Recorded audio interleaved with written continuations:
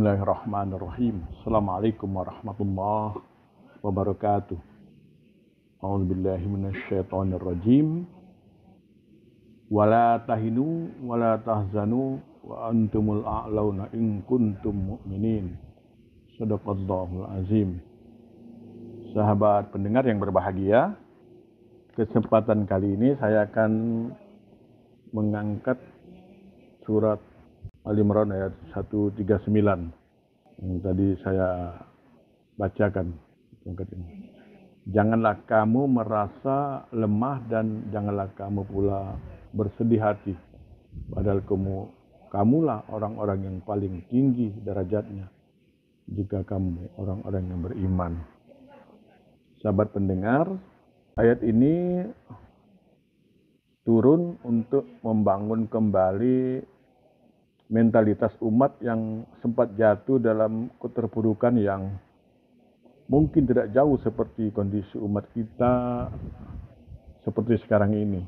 Ayat ini ada 3 pilar untuk membangkitkan umat. Dikatakan dalam ayat ini berkaitan dengan kekalahan di perang Uhud, di mana para sahabat banyak terbunuh dan bahkan Rasulullah terluka di bagian mukanya dan gigi depannya tanggal. Itu isu kematian Rasulullah menjadi senjata yang cukup canggih, cukup dahsyat bagi musuh untuk menghancurkan para pejuang Islam atau psikologis. Jadi 3 pilar yang dimaksud adalah pilar pertama, perlu adanya harapan positif pada setiap diri kita. Dalam surat tadi, wala tahinu wala tahzanu wa antumul a'lau. Janganlah kamu sampai menyerah, apalagi putus asa. Padahal kamu semestinya adalah orang yang berpotensi menang dan berjaya. Harapan ini harus kita tumbuhkan dalam setiap kehidupan kita. Harapan merupakan ciri khas dalam kehidupan manusia. Hidup tanpa harapan adalah kematian dan kegagalan yang sebenarnya. Harapan merupakan energi luar biasa yang diberikan oleh Allah kepada makhluknya. Dengan harapan, Rasulullah mampu membangun peradaban yang tidak bisa ditandingi. Pendengar, dalam surat Yusuf ayat 87, janganlah kamu berputus asa dari rahmat Allah.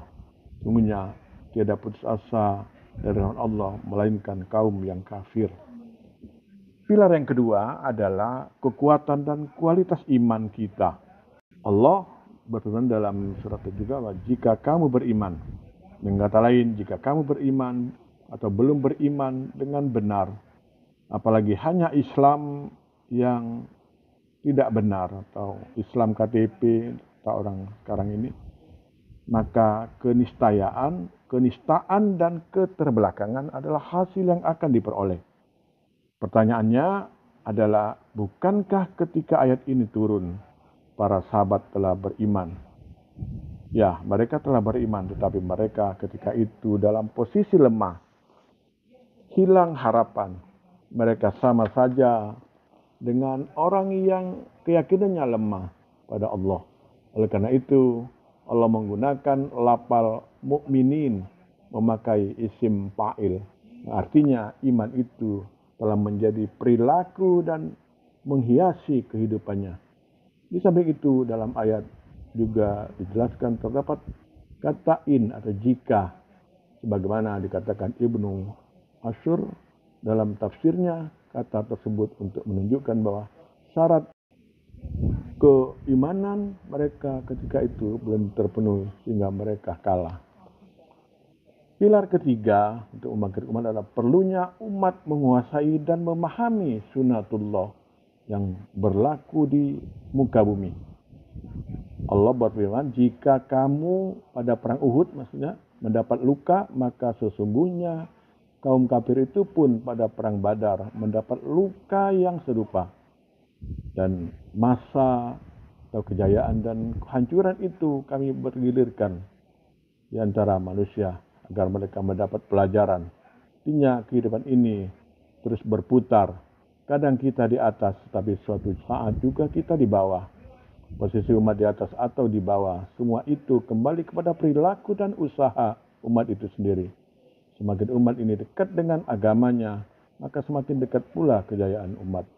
Begitu pula sebaliknya. Ini semua sesuai dengan sunatullah.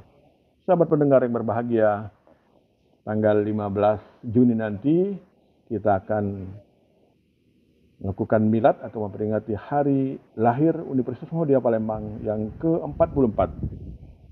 Kita doakan Universitas Muhammadiyah Palembang yang kita cintai ini semakin maju dan berkemajuan, dan untuk senantiasa berada di tengah-tengah kita, menjadi harapan bagi kita semua di tengah-tengah masyarakat kita, khususnya di kota Palembang ini.